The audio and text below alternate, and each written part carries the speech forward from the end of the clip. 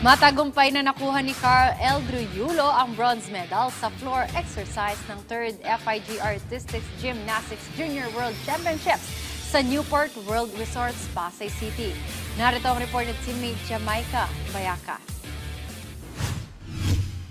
Bagaman hindi ito ang best performance para kay Carl Eldruyulo dahil sa injury, naibulsa pa rin ng 17 anyos ang unang medalya ng Pilipinas sa 3rd FIG Artistic Gymnastics Junior World Championships. Nakascore si Yulo ng 13.733 sa floor exercise sa likod ni Yang Lanbin ng China na may 13.833 at ni Simon Speranza ng Italy na may 13.766. Pumangalawa sa lineup ng 8 finalists si Yulo at nagtala ng 8.433 execution mula sa 5.300 difficulty sa kanyang routine. Mas mababa man ito sa kanyang qualifying mark na 14.233, sapat ito para makuha ang podium finish. Para kay Cynthia Carrion, Gymnastic Association of the Philippines President, malaki sana ang tsansa ng batang atleta sa ginto kung hindi lang na-sprain ang kanyang right ankle sa individual all-round nitong Sabado.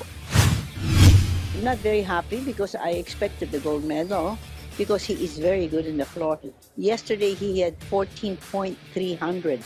You know, that's high. And because of the injury in his right and really hurts. It's swollen. I knew that he was not going to make it, but for him to get the bronze, I'm happy. Dagdag pa ni Carrion, naging malakas na sandigan para kay Eldo ang suporta ng mga Pilipino at ng kanyang pamilya na tuloy-tuloy ang pagpapalakas ng loob sa bata. That's fantastic. I love it.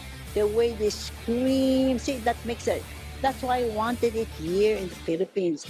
I wanted that support for Eldru so that everybody would shout and you know, that feels wonderful for the athlete.